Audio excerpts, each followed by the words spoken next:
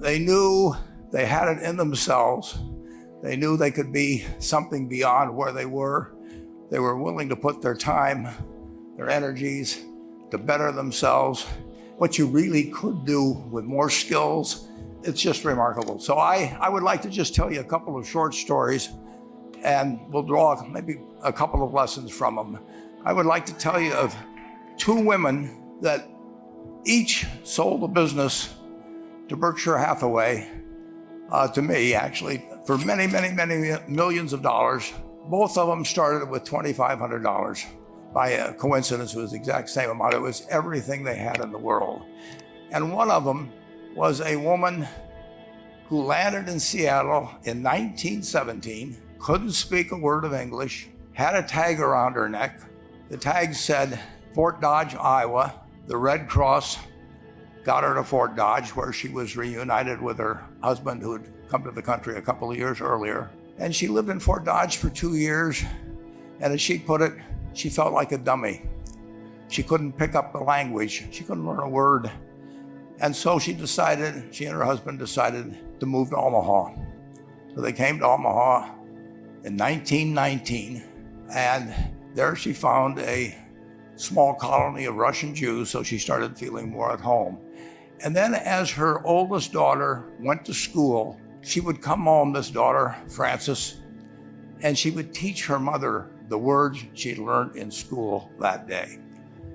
And this woman, Rose Blumpkin, spent 20 years saving money, bringing first her siblings over, her mother and father, $50 at a time. She sold used clothing to do it. She had 4 children during this period. And by 1937, after 20 years, she'd saved $2,500. She went to Chicago and she bought what she could of furniture. Her dream had always been to open a furniture store. And this woman who had never gone to school one day in her life, with $2,500, but with the same spirit that the people in this room had about having a dream and working to accomplish that dream, she built a business which she sold to me in 1983 for $60 million approximately, and which did $1.5 billion worth of business last year. The 4th generation is working in that business. This woman, Rose Blumpkin, she worked for me until she was 103. And then she retired and she died the next year, which is a lesson to all of Berkshire's managers that premature retirement, you can't tell what's going to happen. But Mrs. B, with her $2,500, one further fact about her, she could not read or write. And she went into a furniture business, and she didn't bring anything unique in furniture, but she brought a determination to succeed. She knew she could outwork anyone else. She knew she cared about her customers. She worked at very low gross margins, but she built this incredible business. And I saw one other woman who did a similar thing with $2,500. I paid her hundreds of millions of dollars for her business. So I decided to go to the source and get these people before, I don't want you guys coming around to me asking me hundreds of millions of dollars. I'd like to join in with you much earlier. So I've followed this group. And today I'd like to tell you about their small business person. This person, I went to buy his business from him, and he turned me down, which was very wise. But this was a fellow who was born about 8 years before I was. He was born in 1922. We'll call him Jack, lived in the Midwest. He was a pretty good athlete, didn't like school much. And I'm going to tell you one thing early in the story. Maybe you can figure out who the guy was. The company he built hires more college graduates each year than any other company in the United States. And this fellow, who was destined for this but did not know it, Jack, went to college for a year and then dropped out. He really wasn't that interested in school. And the year he dropped out was 1941. And when the the United States became under attack. He went down to the Army Air Force recruiting station, volunteered, and they turned him down because he had hay fever. So he went over to the Navy and again volunteered, and they took him. They put him on an aircraft carrier. He flew small flight airplanes during World War II, got 2 distinguished flying crosses from the Navy, and then he came back to the Midwest. So now we've got a young guy. Probably by this time he would be 23 or 24 years old. And the interesting thing is, he got back to the Midwest, and he actually kind of went from one job to another for a short period of, or not such a short period of time. And he finally became a used car salesman at a Cadillac dealership in St. Louis, Missouri. And at age 35, having moved up in the organization, the sales organization, he said to his boss, "Could I go into car leasing business with you?" The boss said, "Well, if you'll cut your salary in half and you'll come up with, I think it was $25,000, which he borrowed, we can become partners in a car leasing company." So my friend Jack started at age 35 in the car leasing business. And he had 7 cars. It was pretty slow. In fact, one of the things he did was whenever the phone rang, he let it ring 3 or 4 times so people would think that he was very busy answering other phones. And of course, it was the only call he was going to get all day. So his first venture was okay, but it wasn't really going to go anyplace. And there's a lesson in this for all of us. At age 40, he decided, with 17 vehicles, 17 cars, he was going to go into competition in the rent-a-car business. So now he's taking on Hertz and Avis and National and people like that who have hundreds and hundreds of thousands of cars. And he's got 17 cars, and his cars aren't any different than theirs. I mean, he's buying them from General Motors or Ford or Chrysler. And he can't get the airport locations. Those companies have them all sold up. But he was determined that he would basically offer the customer, can't offer him a different car, but he can offer them friendlier service than they've ever seen. And so he started a company.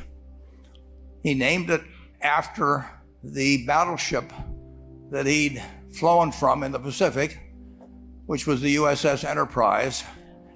And he died about a year and a half ago.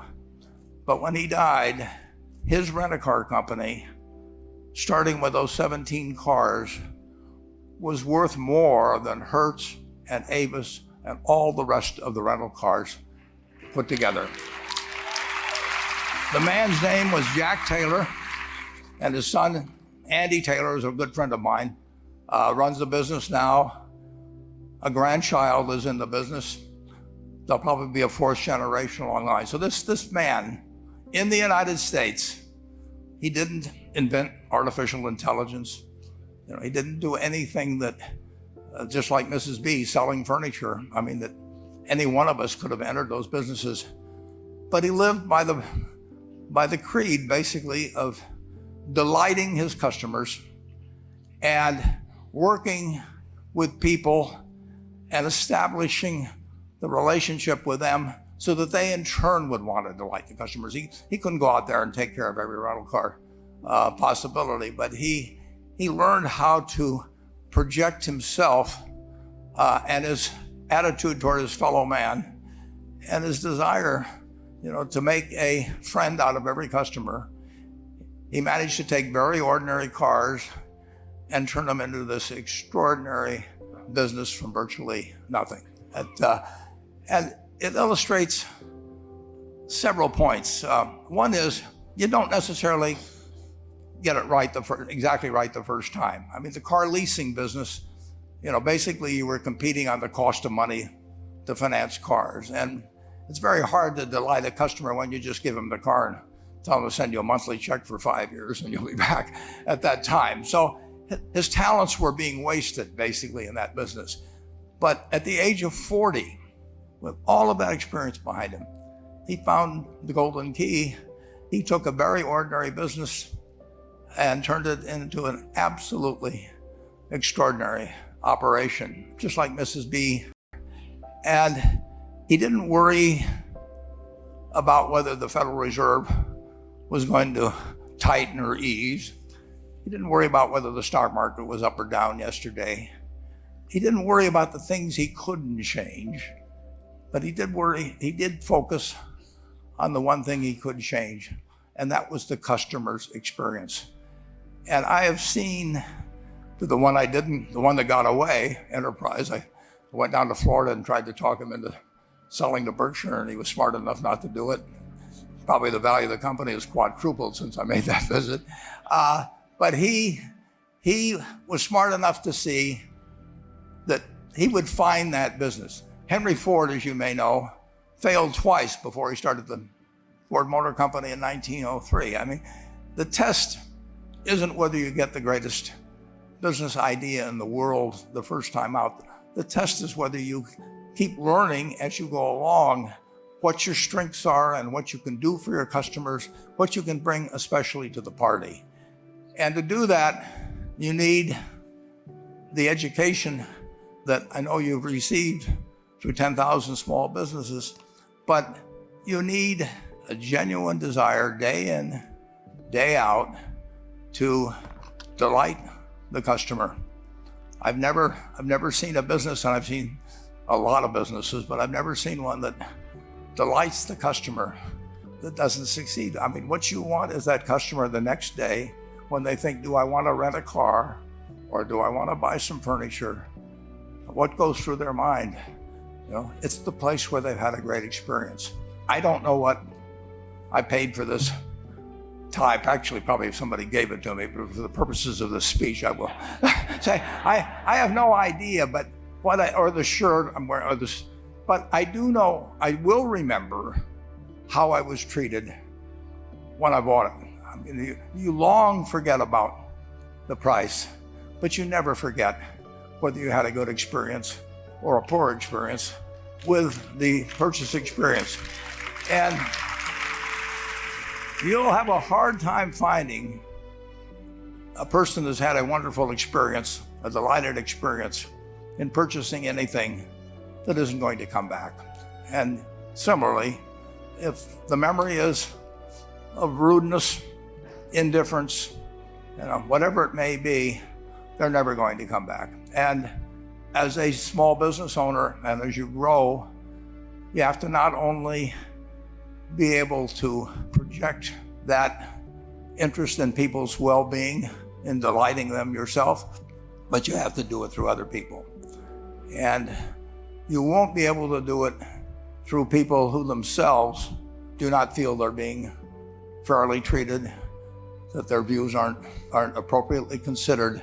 So you really do have to learn to multiply yourself through other people. And I advise the young people to come to Omaha. We have a number of classes. The key is to, certainly in terms of your personal life, the most important decision you'll make is the spouse that most of you will likely have. And it's very important to surround yourself with people that are better than you are.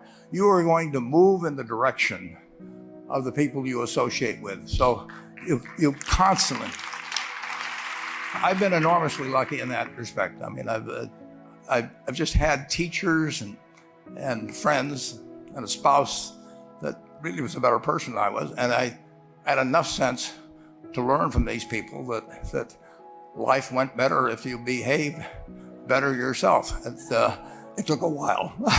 So I advise you to seek out, as your partner in business, your partner in life, whatever it may be, look for the people that actually are examples to you rather than somebody that you think you need to straighten out yourself.